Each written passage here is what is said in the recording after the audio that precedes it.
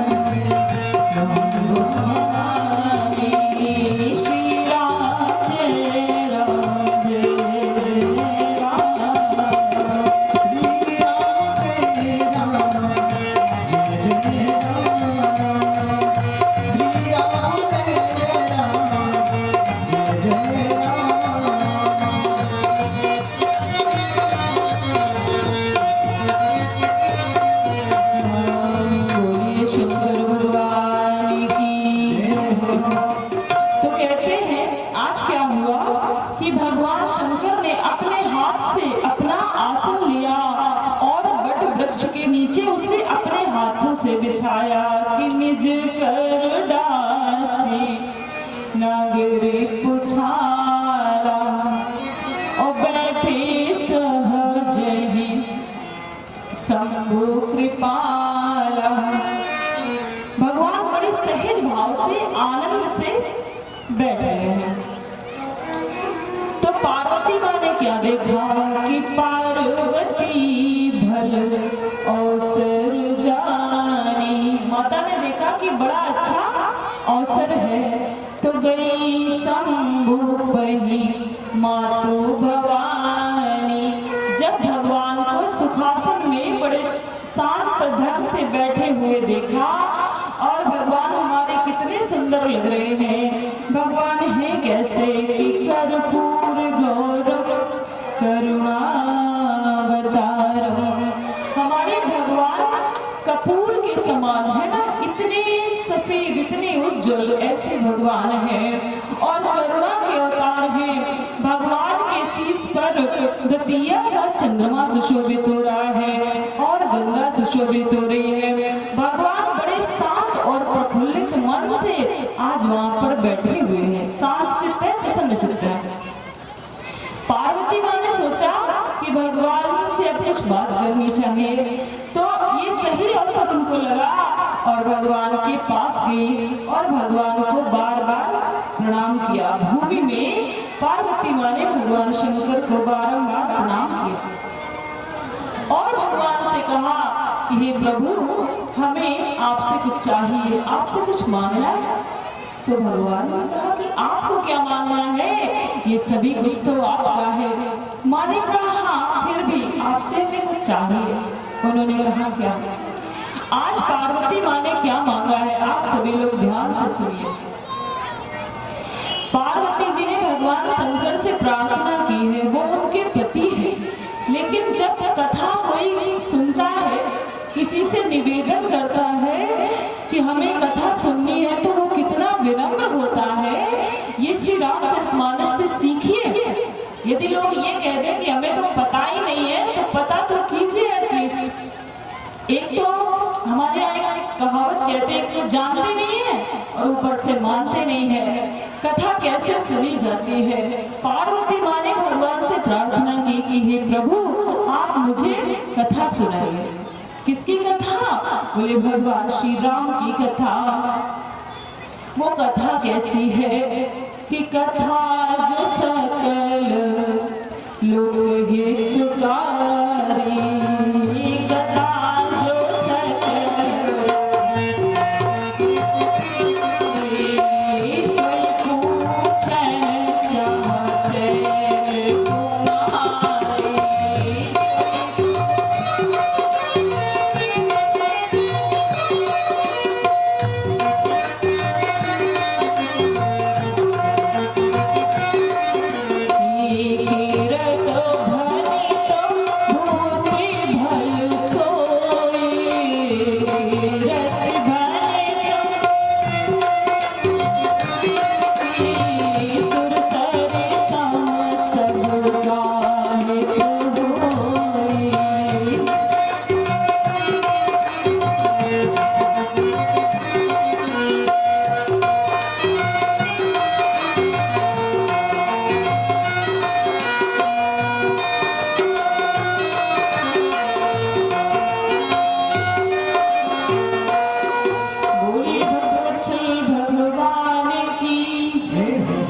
देखिए, ये कथा तो है ही कि आपको एक क्रम से आप कथा को सुने, लेकिन कथा वस्तुतः क्या कह रही है ये समझे।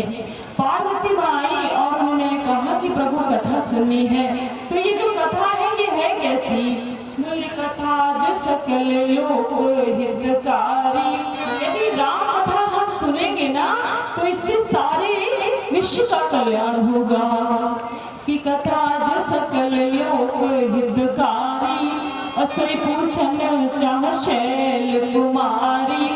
वो कथा हम आपसे पूछना चाहते हैं। तुलसीदास जी महाराज कहते हैं कि कीर्ति भनित भूति भल सोई।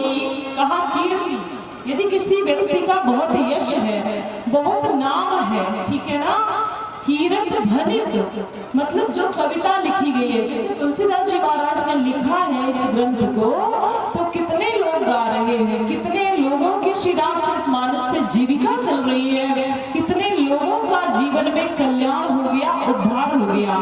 मतलब कीर्ति और कविता, और भूति का मतलब है विभूति, मतलब धन, वेल्थ, प्रॉस्पेरिटी। मतलब यदि आपके पास धन है बहुत अधिक और आपने उसे अपने घर में केवल बंद करके रखा है, तो उससे किसी का क्या हित होगा? और जब इस तरह कुछ है, कीर्ति है, यश और आपके पास धन है, तो इनका प्रयोग जन कल्याण में होना चाहिए। यदि आपसे अतिरिक्त बचे तो कीर्ति भनित भूति भल सोई। आपको यदि गंगा स्नान करना है तो आप गंगा जी हो, कितनी दूर है हमको पता नहीं है, पर जैसे वाराणसी में गंगा जी है, हमारे यहाँ कानपुर में है, और कहने का तात्पर्य है, और या फिर तीर्थराज प्रयाग में है, तो उसके लिए आपको गंगा जी के तट तक जाना पड़ेगा, है ना। लेकिन यदि आपको यहाँ पे गंगा को लाना है, तो आप यदि राम कथा सुनेंगे ना, तो आप ये समझिए कि एक गंगा प्रवाहित हो रही है, राम कथा रूपी गंगा। जब आप गंगा में स्नान करेंगे तो आपको फल हो सकता है कुछ समय के बाद मिले, लेकिन यदि आप राम कथा रूपी गंगा में स्नान करते हैं, आवाहन करते हैं, तो काक होए पिक बकऊ मराला, मतलब जैसे ही आप यहाँ आएंगे ना, आपका कल्याण हो जाएगा। कहते जो कौवे हैं वो भी हंस बन जाते हैं, और जो राम कथा में आते हैं वो बहुत भाग्यशाली होते हैं। मैंने आपको पहले भी बताया कि अति हरि कृपा जाए पर होई, अति हरि कृपा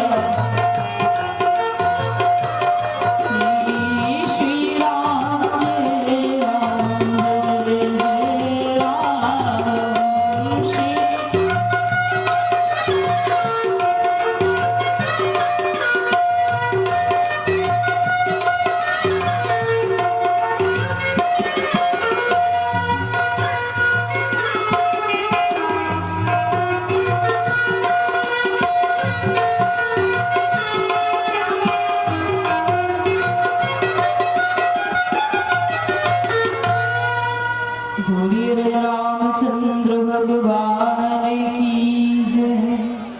तो कहते हैं कि भगवान की कथा में विरले लोग आते हैं, महान लोग आते हैं, हंस कैटेगरी के लोग आते हैं। तो कहते हैं कि अब पार्वती जी ने भगवान शंकर जी से क्या कहा कि प्रभु हमें कथा सुननी है। कथा कौन सी सुननी है जिससे सारे लोगों का कल्याण हो। भगवान ने कहा ठीक है आपको कथा सुना दे। लेकिन जब भगवान ने ये सुना कि पार्वती जी कथा सुनना चाहती है ना, तो शंकर भगवान को बहुत हर्ष हुआ, बहुत प्रसन्नता हुई कि पार्वती आप कथा सुनना चाहती है। एक बार जब आप सती के रूप में थी और हम आपको कथा में ले गए थे, तब तो आपने कथा को नहीं सुना था, लेकिन आज आप कथा, तो उनको बहुत खुशी हुई। तो कहा कि क्या क्या सुनना है। भगवान की कथा भी बहुत बड़ी है ना, बहुत कल्पों तक गाई जाए भगवान की कथा तो पूरी नहीं हो सकती। तो पार्वती माँ ने भगवान को बताना शुरू किया कि प्रभु मेरे को क्या क्या सुनना है। पार्वती जी ने कहा कि प्रभु हमें बताइए कि भगवान का अवतार इस धरती पर क्यों होता है। और फिर भगवान थोड़े से जब बड़े हो जाते हैं, माता कौशल्या और महाराज दशरथ के आंगन में वो कैसे खेलते हैं, फिर प्रभु वो अपने गुरु जी के यहाँ कैसे पढ़ने चले जाते हैं, फिर जब वहां से उनको विश्वामित्र जी महाराज ले जाते हैं, फिर कैसे वो ताड़का का वध करते हैं, और कैसे फिर वो जनकपुर पहुंच जाते हैं, कैसे वो जानकी से विवाह उनका संपन्न होता है, फिर कैसे भगवान अयोध्या वापस आते हैं, फिर अयोध्या में भगवान कैसे अपने परिवार के साथ सानंद रहते हैं, फिर प्रभु क्या होता है कि कैकेयी उनको वनवास दिलवा देती है, फिर भगवान वनवास में कैसे लीलाएं करते हैं और कैसे सीता जी का हरण हो जाता है, फिर जब हरण हो जाता है उसके बाद कैसे भगवान जी सीता जी को खोजते हैं, और उसके बाद कैसे लंका जाते हैं भगवान, समुद्र पे पुल बन जाता है, और उसके बाद राम और रावण का प्रभु कैसे युद्ध होता है, और उस युद्ध में हमारे भगवान विजयी हो जाते हैं और लौट करके वापस वो अयोध्या आते हैं, भगवान का राज्याभिषेक होता। ये सब कथा हमें सुननी, ठीक है ना। तो अब जैसे आपने कथा का ये सीरियल सुना जो हमने आपको बताया, तो आपको क्या लगा होगा कि जैसे अब तो हो गई ना राम कथा। राम कथा में क्या है कि है कहीं वनवर या प्रिया का हरण, या तलवतरण, दुख दर्द में रमी है कथा राम की, पर अखंडित रही आस्था राम की। आदि से अंत तक अनवरत त्रास दी, आदि से अंत तक अनवरत त्रास दी, जैसे संसार ही एक षड्यंत्र हो, पर अविचलित रहा शांति का देवता, पर अविचलित रहा शांति का देवता। दृढ़ रही भावना सत न परतंत्र हो, है कहीं वन वर्ण। बोलिए भगवत्सल भगवान की। अरे भाई जय बोल दिया करिए, आप लोग भूल जाते हैं क्या कि कल कहा था कि जय बोलना है। बोलिए शंकर भगवान की। आज सभी का एकादशी व्रत है क्या? कितने लोगों का व्रत है? हाथ उठाइए, कितने लोगों का एकादशी व्रत है? और इनके दोनों उठा रहे हैं, एक से काम चल जाएगा। तो ज्यादा लोगों का नहीं है ना, थोड़े लोगों का है जिनका व्रत है। वो थोड़ा धीरे बोले, मेरा भी व्रत है। अभी हम क्या करें? मेरे कहने का तात्पर्य है कि जब जय बोलने के लिए कहें तो आप बोलिए, लगे कि आप जागृत हैं और आप सुन रहे हैं और आप समझ रहे हैं। तो भगवान श्री राम की कथा ऐसी है, जब भगवान शंकर ने ये सुना तो उनको बहुत आनंद हुआ, मानो वो कथा में डूब गए। जब उन्होंने ये एक क्रम सुना, अपने मन को बाहर किया और पार्वती जी को बहुत बहुत धन्यवाद दिया और कहा कि जो भगवान की कथा सुनते हैं ना, जो करते हैं, जो कराते हैं, वो तो अच्छी बात है, धन्य है ही, लेकिन जो सुनते हैं वो धन्याति धन्य है, वो बहुत अधिक धन्य है। भगवान ने अपन को कहा कि देवी मैं आपको कथा सुनाता हूँ। पार्वती माँ ने एक बात और कह दी कि प्रभु ये जो भगवान श्री राम है ना, जैसे भरद्वाज जी महाराज ने पूछा था कि राम कवन पूछो प्रभु तो ही, ऐसे ही आज माँ ने पूछा है कि प्रभु ये राम जिनकी कथा हम लोग सुनते हैं, आप बताते हैं ये वही राम है कि राम और भी कोई राम है ना? जिन राम को हमने देखा था जब हमें मोह हो गया था, ये वही राम है। जब इस तरह के प्रश्न किए तो भगवान शंकर को थोड़ा अच्छा नहीं लगा, अटपटा लगा। बोले अभी भी क्या आपके ऊपर सती वाले जीवन की छाया है? अभी भी आप इस तरह के प्रश्न कर रही है? ऐसे प्रश्न तो वो लोग करते हैं जिन्होंने कभी सत्संग नहीं किया, जिन्होंने कभी भगवान की कथा नहीं सुनी है ना। ऐसे तो वो लोग बोलते हैं जिनके ऊपर भूत आ जाते हैं, जो मतवाले हो जाते हैं। आप ऐसा कैसे पूछ रही है? पार्वती माँ ने कहा कि प्रभु हमारा ऐसा कोई भाव नहीं है, लेकिन हम जानना चाहते हैं, बस इस विनम्रता से हम आपसे पूछ रहे हैं। तो भगवान ने अभी कथा सुनाना शुरू किया है। आप सभी लोग सुनिए कि भगवान शंकर ने माता पार्वती को जो कथा सुनाई है वही कथा आप सुन रहे हैं। तो भगवान शंकर ने कहा कि भगवान के इस धरती पर अवतार लेने के बहुत से कारण हैं, लेकिन मैं आपको एक ही दो कारण बताता हूँ कि जन्म एक दुई कहूँ बखान।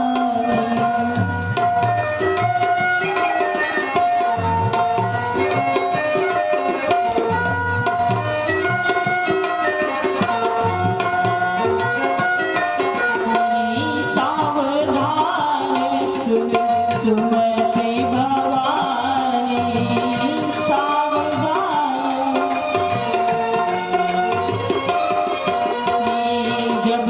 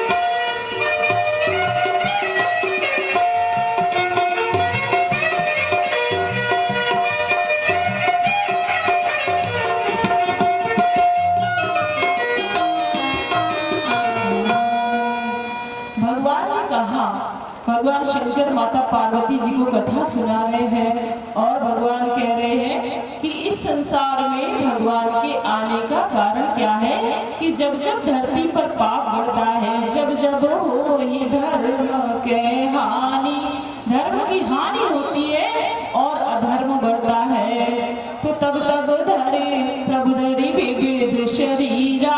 भगवान अनेकों अवतार लेते हैं और हर ही कृपा निधि सज्जन पीरा।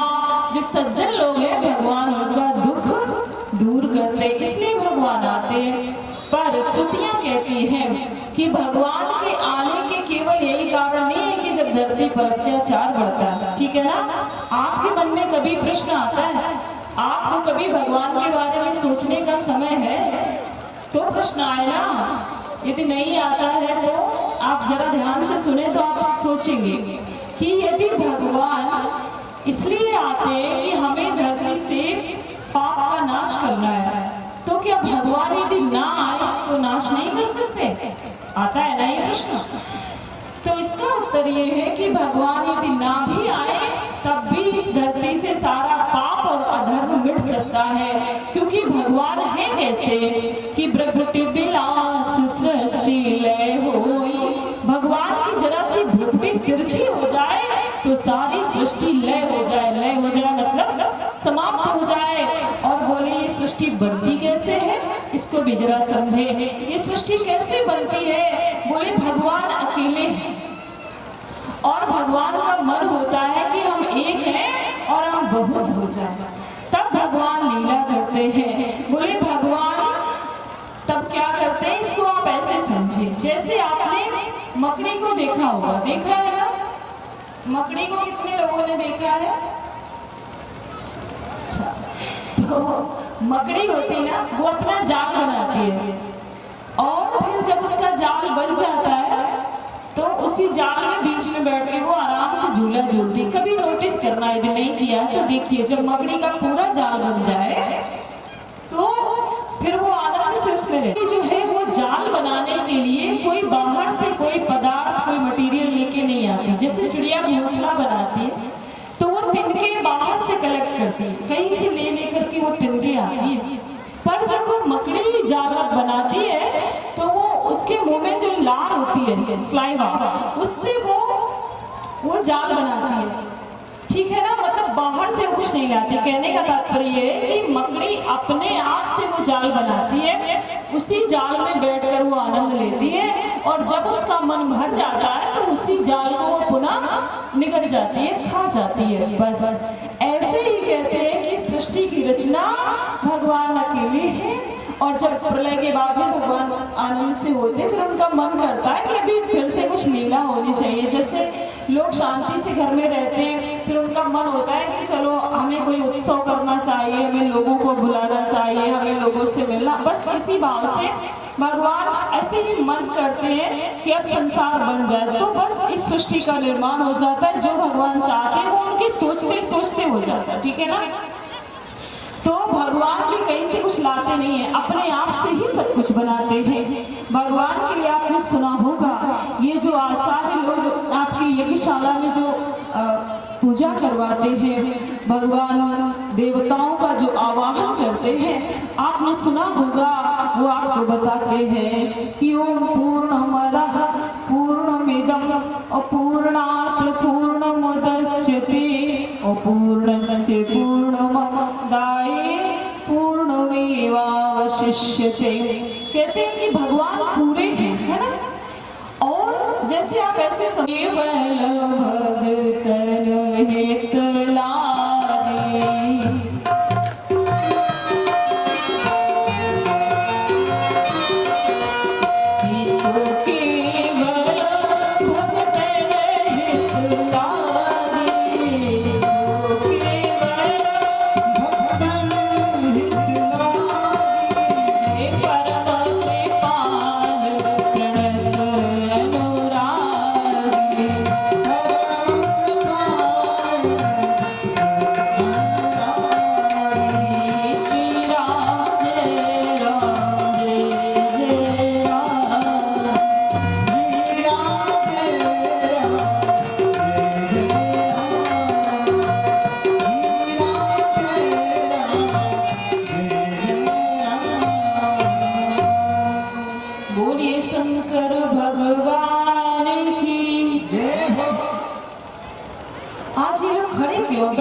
बैठूंगी, तो दिक्कत है क्या? या कि मेला लग गया है उधर, क्या हो गया है? क्यों खड़ी है देवियां? बैठ जाए ना। अब इनसे कौन कहे, हम कह तो रहे हैं कि प्लीज बैठ जाए। ये जितनी भी हमारी माताएं बहनें पीछे खड़ी हैं, सभी लोग बैठ जाएं। बड़ी सुंदर बैठने की व्यवस्था है।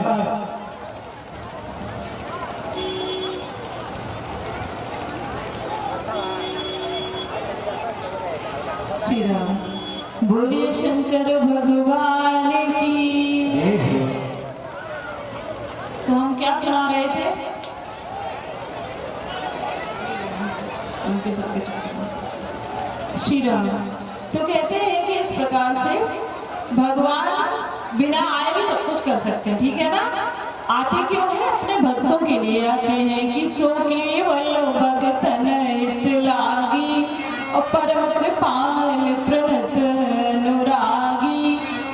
जैसे जो शबरी है, जो गीध है, जो सुतीक्ष्ण है, जो जटायु है, ये सभी लोग भगवान की प्रतीक्षा में है ना? इसलिए हमारे भगवान इस धराधाम पर आते हैं और अपनी दिव्य लीलाएं करते हैं। उन लीलाओं की कथा जो आप लोग सुन रहे हैं, इनको सुनकर के लोग भवसागर से पार चले जाते हैं। भगवान के आने का यही उद्देश्य है, समझ आया? तो अब भगवान ने कहा कि हम आपको एक दो जन्म की कथा सुनाते हैं कि जन्म एक दुई कहा हो बखानी। जन्म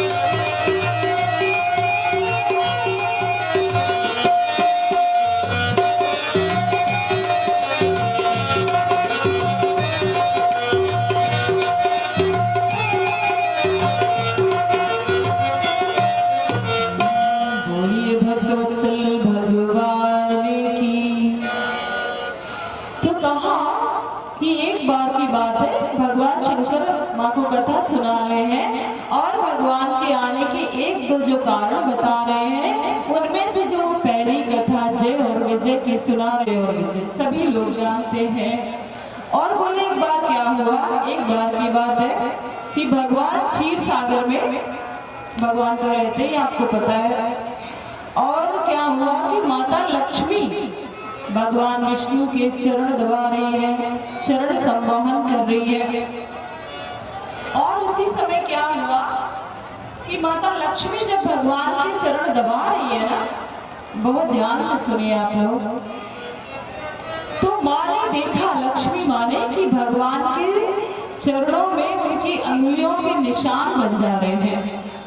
तो लक्ष्मी माँ को लगा अरे कि मेरी अंगुलियां इतनी कठोर है कि मेरे प्रभु के चरणों में ये निशान बन जा रहे हैं। तो लक्ष्मी माँ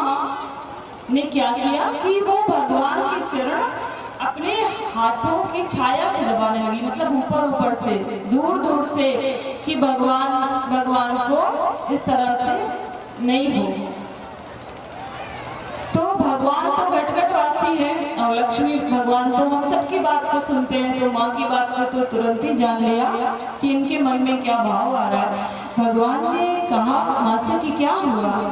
उन्होंने कहा कि प्रभु हमारे कुछ नहीं हुआ, लेकिन हम आपसे ये पूछ रहे हैं कि आपके चरणों में ये निशान पड़ जा रहे हैं मेरी अंगुलियों के, और आप सोचिए कि लक्ष्मी कौन है, वो तो कमला है, और कमला के हाथ कर कमल, साधारण लोगों से लोग कह देते हैं कि आप अपने कर कमलों से हमें चाय पिलाइए। हमारे समाज में चाय ही बहुत बड़ा है ना, बहुत बड़ा क्या है, स्वागत का स्वरूप है चाय, तो उनको हम कर कमल बोल देते हैं। अब जब लक्ष्मी माँ के कमल, ये जो हाथ है ना, वो कमला ये, तो उनके हाथ तो कितने और कोमल हुए, कल्पना कीजिए। बोले फिर भी भगवान के पैरों में, चरणों में निशान पड़ रहे हैं। भगवान ने कहा कि अच्छा, तो माँ ने कहा कि प्रभु आप ये सोचते हैं कि आप इतने भयंकर भयंकर राक्षसों का वध कैसे करते हैं जब आप इतने कोमल हैं।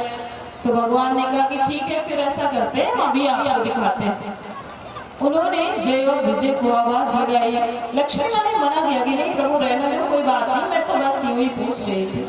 उन्होंने कहा नहीं, अभी आपको दिखाते हैं। जय और विजय को बुलवाया, जय और विजय आए, प्रणाम किया, पूछा प्रभु क्या बात है। कहा कि ऐसा करो कि तुम दोनों लोग मेरे ऊपर गदा से प्रहार करो। किससे कहा? जय और विजय से प्रहार करो। जय और विजय ने मना कर दिया कि नहीं प्रभु आपके ऊपर प्रहार कैसे करेंगे, हम नहीं करेंगे। उन्होंने कहा ये बताओ कि सेवक का कार्य क्या होता है। बोले सेवक का कार्य होता है जो स्वामी कहे उस बात को मानना चाहिए। बोले तो फिर मैं कह रहा हूँ तो आप मानिए, आप करिए।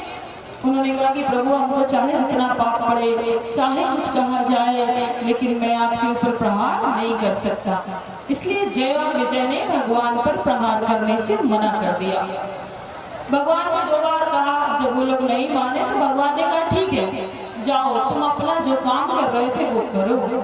लेकिन भगवान का तो संकल्प हो गया था कि जय और विजय उन पर प्रहार करें। अब उन्होंने नहीं किया तो उसके लिए क्या हुआ।